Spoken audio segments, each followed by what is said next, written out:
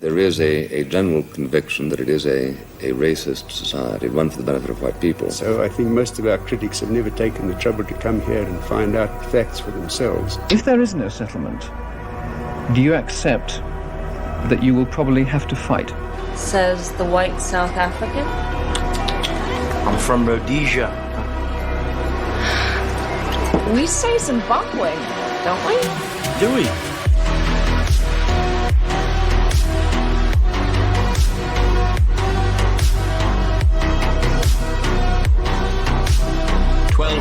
Including missionaries, their wives and children, were dragged into a nearby field and murdered with a savagery that was horrifying even by the standards of this brutal 6-year war. But I will not leave the country. I'll stay here till the end.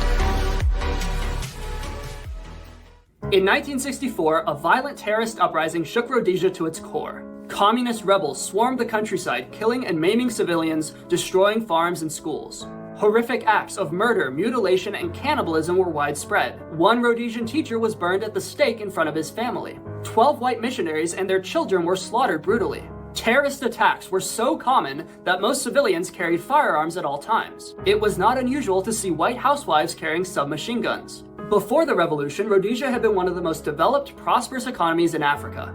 But the Marxist rebels saw it as a racist, evil nation, so they drove out the white people and created the socialist nation of Zimbabwe. Since then, the country has been plagued by scandal, corruption, racial violence, and economic disaster. Zimbabwe's government is openly hostile to its white citizens. In 2014, President Mugabe declared that all white Zimbabweans should go back to England. Zimbabwe's government is dominated by the Marxist ZANU party, which is known for arresting and torturing their political rivals. In 2013, an official for a rival party was abducted by police officers, kept in a windowless van, and deprived of food and water for 2 days. The police electrocuted him, poured sand in his ears, and urinated on him multiple times. Zimbabwe's government seized the land of white farmers and redistributed it to black farmers. This policy caused massive economic downturn, and under their new owners, the farms have been significantly less productive, leading to starvation and famine. White farmers were not compensated for the loss of their homes. In many cases, they were driven from their land at gunpoint without even being allowed to collect their personal belongings. Black Zimbabweans who worked for these white farmers were beaten and harassed as race traders. How did this happen? What did Rhodesia do to deserve this horrible fate? Why was such a prosperous, flourishing nation overrun by communist insurgents? And why did the rest of the world sit back and let it happen? Clap your hand. It would be nice. Sing along if you know the words. If not, just take your shoes off and hum. Here's the story of Rhodesia, a land both fair and great. On the 11th of November, an independent state.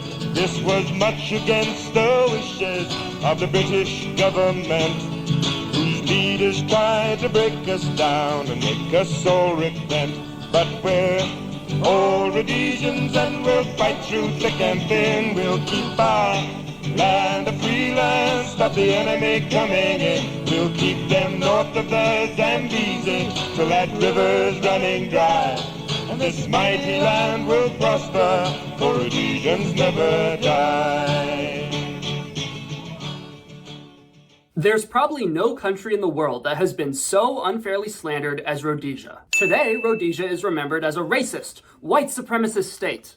It is usually compared to apartheid South Africa, but that comparison isn't really fair. Yes, Rhodesia did have some segregation, and that's bad. There were some racist policies. All of that is bad, very bad. Segregation is terrible, racism is stupid. Stop it, no more racism, bad. Still, for all its flaws, Rhodesia was no South Africa. As The Atlantic put it, Rhodesia was significantly different in tone and daily practice from South African apartheid. The main hotels, movie theaters, park benches, and most public facilities are desegregated. Later, when white Rhodesians fled en masse to South Africa, they were appalled by its overtly racist laws and prided themselves on being far more polite and respectful towards their black peers. In South Africa, voting was reserved for white people, but Rhodesia allowed any citizen to vote regardless of race, as long as they met the requirements. You see, Rhodesia had a more aristocratic form of democracy. Voting was seen as a responsibility, so before you were eligible to vote, you had to prove your intelligence by getting educated and making a certain amount of money. The franchise is not that wide, is it, to allow every black man to vote? No, it isn't that wide to allow every white man to vote either. We simply have a standard, you see.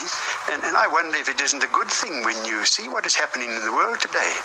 How standards have dropped and how irresponsible governments can be. It wasn't about racism, it was about meritocracy. You had to prove that you were capable and intelligent before you could participate in politics. And many black Rhodesians did. Thousands of black Rhodesians were eligible to vote, and many black politicians were elected to the government. It can't be racist because the rule applied equally to everyone. The point of the rule was to ensure that voters were responsible and informed. And it worked. This system of government allowed Rhodesia to build a flourishing civilization out of nothing. As one Rhodesian said, visitors are astonished at the development of this country in its short span of existence. They are surprised at the volume of motor traffic, the thrusting development, the building boom, and above all, at the pleasant atmosphere of peace and good race relations. Again, there were some racist policies, and that sucks. But overall, black Rhodesians benefited from the nation's prosperity. A few black Africans have fine homes like these on the outskirts of Salisbury. As the population grows, so too will the ambitions of the black majority. They had a higher literacy rate than the black population of any other nation in Africa. In fact, it was 3 times the continental average. They had better housing than any other black population in Africa. That's nothing to sneeze at. But in the 1960s, things started to change. Growing anger and resentment at the white colonists led many African natives to join violent terrorist militias. And fair enough, they'd been conquered by foreign empires. I'd be angry too. The problem was that they took out that anger on peaceful white settlers. Settlers who had been living there for decades. This is my home. And this is where I intend to die.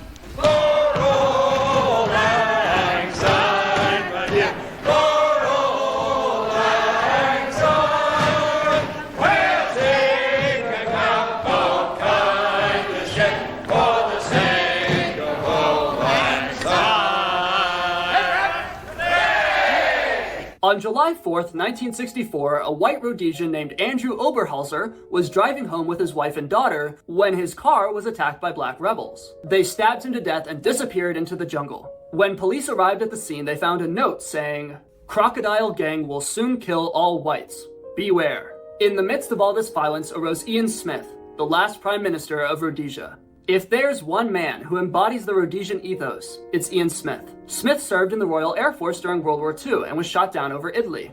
He came back to Rhodesia and ran a farm in his hometown. As one British politician put it, his life revolved around the cricket team, the RAF, the country club, and the company of other gentlemen farmers. At this time, Rhodesia was still nominally a British colony. For decades, Britain had left them alone, and Rhodesia had been a de facto independent state. But now, Britain was pressuring them to institute pure democracy and to remove the wealth requirements for voting. Rhodesians were appalled by this. Their aristocratic democracy had allowed them to build a first-world nation in the middle of the jungle. Why would they give that up to institute mob rule? But Britain wasn't interested in facts or practicality. They were interested in ideology.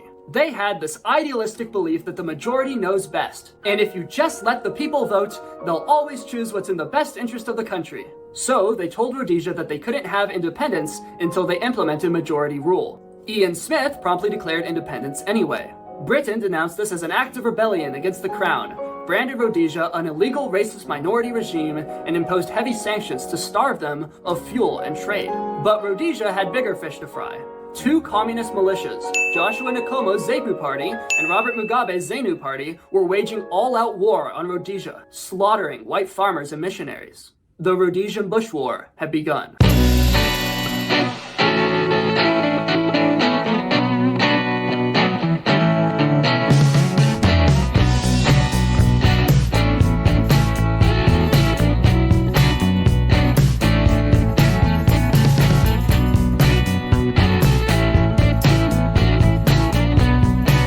Rebels were young, sometimes as young as 14. When captured, many said they'd been given no orders other than to kill. Murder, mutilation, and even cannibalism were widespread. In 1976, the rebels gunned down 27 farmers in front of their wives and children. Those farmers were black. They were killed because they dared to take a job at a white-owned farm. With no international support and dwindling supplies, Rhodesia could not hold up much longer. So, in 1978, Ian Smith conceded to majority rule. The first unqualified elections were held, and Abel Muzorewa became the new prime minister. Democracy had finally overtaken Rhodesia. But this wasn't enough for the communists. They continued fighting, because it was never really about democracy. The bloodshed would not end until they were in power. So, finally, in 1979, Rhodesia accepted the Lancaster House Agreement. The British Empire would temporarily retake control of Rhodesia to supervise a second majoritarian election. To the shock and horror of Rhodesia's white inhabitants, the violent terrorist organizations ZANU and ZAPU were allowed to run in these new elections. In 1980, Robert Mugabe and his ZANU party were voted into power, and the nation was officially reorganized as Zimbabwe. Inside an African compound, angry drums beat out a New Year message. Bitter words. Our children are dying of hunger. Food is what we need.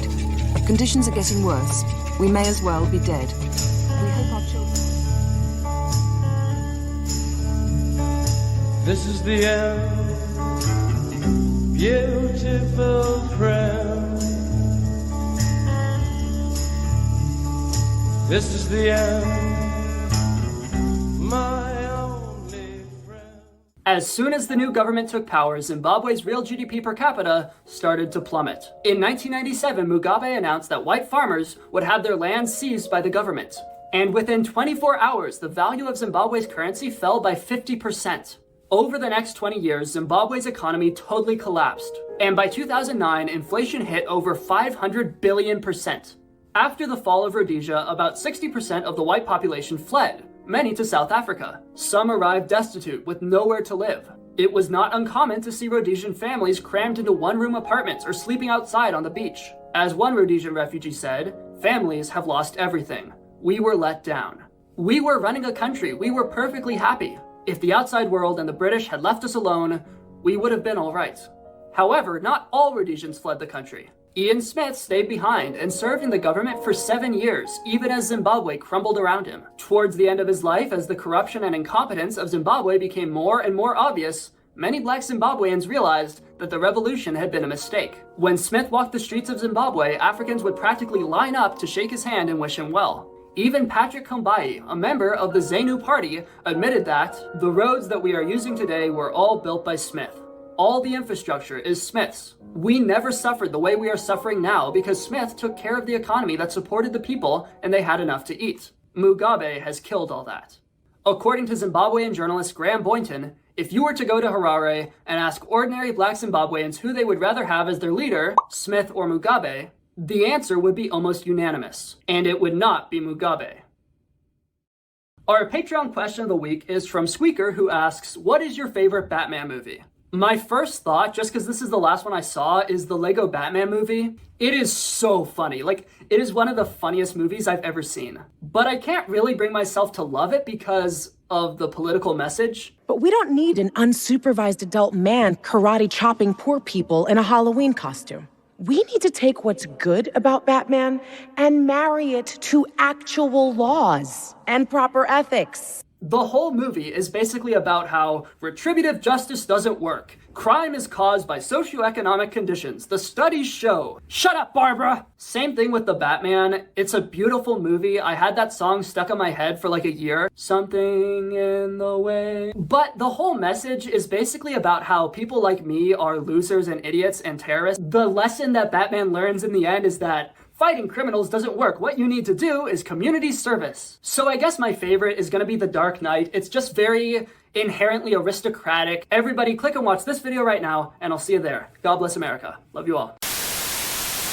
These are exciting times. The channel is growing. People are waking up. The masses are becoming Arthur Greenwood pilled. But we still have a long way to go. My last channel was demonetized, and they might do the exact same thing to this one. So, if you like what I do and you want to help me out, if you want to help my channel grow, there are 4 things you can do. 1. Leave a comment. Just say anything, literally anything, and that will be a huge help for the algorithm. 2. Send the video to a friend. I know you have some normie friend who needs to hear this. 4, most importantly, consider joining my Patreon. You'll get access to the Arthur Greenwood archive where you can watch my really controversial videos that I can't put on YouTube, including my really old videos from when I was like a democratic Voshite socialist. There's even the hour-long debate I had about anarcho-capitalism. You'll also get to join our members-only Discord server where you can talk with me and the boys about life and politics and history. It's a great time. We have weekly phone calls, and I have genuinely become really good friends with some of the guys in the server. Because we have to stick together, you know? It's rough out there. We need networks of highly disciplined, highly intelligent men. If you want to join my network, all it costs is $1 a month. That adds up to $12 a year, which is nothing. That's less than an hour of work. And in exchange, you get to be my friend forever.